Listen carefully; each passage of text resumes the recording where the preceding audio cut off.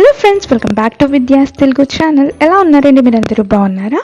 Comment సెక్షన్లో చెప్పండి మీరందరూ ఎలా ఉన్నారు ఏంటి అని చెప్పేసి. ఈ వీడియోలో నేను చూపించబోతున్నాను క్యాప్సికమ్ మసాలా కర్రీ. ఈ క్యాప్సికమ్ మసాలా కర్రీ కోసం మనం ముందుగా మసాలా అనేది ప్రిపేర్ చేసుకుందాం. ఫస్ట్ నేను ఒక ప్యాన్ తీసుకున్నాను. ప్యాన్ వేడెక్కిన తర్వాత 2 స్పూన్స్ పల్లీలు తీసుకున్నాను. పల్లీలు బాగా ఫ్రై అయిపోవాలండి. పల్లీలు బాగా ఫ్రై అయిపోయిన తర్వాత 1 by 1 మసాలా కోసం అనేది మనం ఫ్రై చేసుకుందాం. ఫస్ట్ పల్లీలు అనేది ఫ్రై చేసి పక్కన పెట్టేసుకున్నాను. ఇప్పుడు సేమ్ ప్యాన్లో 1 స్పూన్ జీలకర్ర వేసుకుంటున్నాను. 1 స్పూన్ జీలకర్ర, 1 స్పూన్ నువ్వులు కూడా వేసుకుని ఒకేసారి వేసుకొని డ్రై రోస్ట్ అనేది చేసుకుంటున్నాను అనమాట. ఇక్కడ ఈ రెండు చాలా సన్నగా ఉంటాయి కాబట్టి తొందరగా ఫ్రై అయిపోతుంది, అందుకే ఇవి సపరేట్గా ఫ్రై చేసుకుంటున్నాను.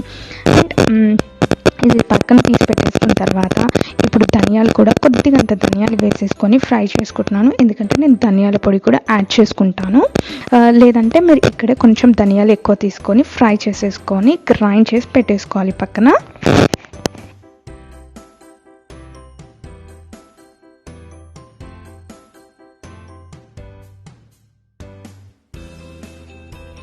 చిన్నగా కాకుండా మీడియం సైజులో కట్ చేసి పెట్టుకోవాలి క్యాప్సికమ్ని.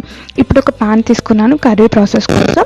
2 స్పూన్లు ఆయిల్ వేసుకోవాలి. ఆయిల్ వేడెక్కిన తర్వాత ఆనియన్ చిన్న చిన్నగా ముక్కలుగా కట్ చేసుకోవాలి. 2 ఆనియన్స్ అయితే సరిపోతాయండి. చాలా చిన్న ముక్కలుగా కట్ చేసుకొని కర్రీ అనేది చేసుకుంటే, చెప్పాను కదా గ్రేవీ కోసం మనం చిన్న ముక్కలుగా కట్ చేసుకుంటే చాలా బాగా వస్తుంది గ్రేవీ. అదే ఆనియన్ కనుక పెద్ద పెద్దగా కట్ చేసుకున్నాం అనుకోండి ముక్కలు, గ్రేవీ అంత పర్ఫెక్ట్గా రాదు. మన గ్రేవీ పర్ఫెక్ట్గా రావాలంటే ఆనియన్ చిన్న ముక్కలుగానే కట్ చేసుకోవాలి. ఇప్పుడు ఆయిల్లో బాగా ఫ్రై అయిపోయింది కదా ఆనియన్. ఇప్పుడు అల్లం వెల్లుల్లి పేస్ట్ కూడా వేసుకొని క్యాప్సికమ్ ముక్కలు కూడా వేసుకొని బాగా ఫ్రై చేసుకోండి. ఒక 2 minutes ఫ్రై చేసుకున్న తర్వాత మనం ఇందులోకి 1 స్పూన్ పసుపు యాడ్ చేసుకో, తర్వాత టేస్ట్కి తగ్గట్టు సాల్ట్ కూడా యాడ్ చేసుకొని నీట్గా కలిపేసుకున్న తర్వాత ఒక 5 minutes వరకు మంచిగా మగ్గిపోవాలి ఆయిల్లో క్యాప్సికమ్ ముక్కలు బాగా మగ్గిపోతే త్వరగా అయిపోతుంది కర్రీ ప్రాసెస్.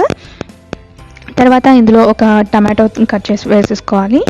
అండ్ టేస్ట్కి తగ్గట్టు కారం వేసుకోండి. నేను ఇక్కడ 1.5 స్పూన్ వేసుకున్నాను, టీ స్పూన్.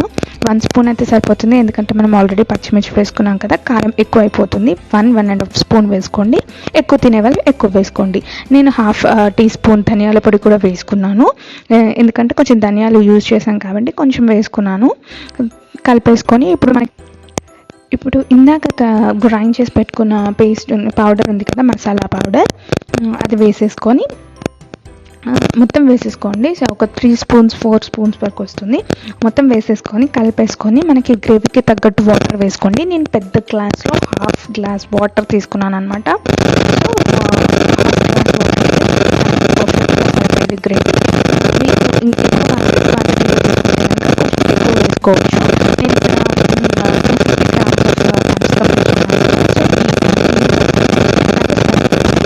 సో కరెక్ట్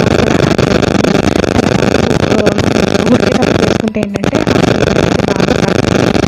ఫస్ట్లో లాస్ట్లో కన్నా ఏదైతే వెజిటేబుల్ వేసుకుంటున్నామో అది ఉడికేటప్పుడు వేసుకుంటే కనుక కరివేపాకు ఫ్లేవర్ అనేది బాగా పడుతుంది. అందుకని నేను వాటర్ వేసుకునేటప్పుడే కరివేపాకు కూడా వేసుకుంటాను అనమాట. సో తర్వాత ఒక 10 minutes వరకు మామూలుగా మీడియం ఫ్లేమ్లో పెట్టేసుకొని బాయిల్ చేసుకుంటే గ్రేవీ అనేది పర్ఫెక్ట్గా అయిపోతుంది అనమాట. ఎగ్జాక్ట్గా 10 నిమిషాల్లో మంచి గ్రేవీతో మంచి కర్రీ అనేది ఉడికిపోతుంది అనమాట. సో తర్వాత కొత్తిమీర ఉంటే కొంచెం కొత్తిమీర వేసుకొని సర్వ్ చేసేసుకోవచ్చు. నేను కొత్తిమీర వేయట్లేదు ఇక్కడ. సో ఇంత ఈజీగా ఉంది కదా ఈ కర్రీ ప్రాసెస్ అనేది. సో మీకు ఈ వీడియో కనుక నచ్చినట్లయితే లైక్ చేయండి, షేర్ చేయండి, సబ్స్క్రైబ్ చేసుకునే వాళ్ళంటే సబ్స్క్రైబ్ చేసుకోండి. Thank you so much for watching.